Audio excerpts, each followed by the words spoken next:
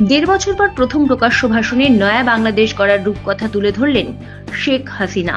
দিল্লি থেকে অডিও বার্তায় তিনি বলেন, বাংলাদেশকে বর্তমান অরাজকতা ও রাজনৈতিক সংকট থেকে বের করে আনতে জরুরি ভিত্তিতে 5টি পদক্ষেপ নিতে হবে। তাঁর দাবি, এই দফাগুলি বাস্তবায়িত হলেই দেশ গণতান্ত্রিক ও ধর্মনিরপেক্ষ পথে ফিরতে পারবে।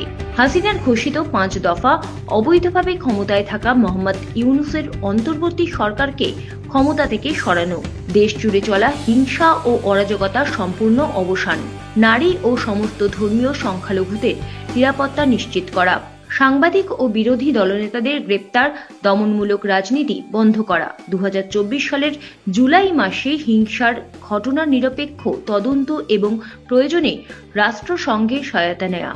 হাসিনার বক্তব্য, এই 5 দফা কার্যকর হলে বাংলাদেশ সংকট কাটিয়ে নতুন পথে এগোতে পারবে। অমনি 360 নিউজ, কলকাতা।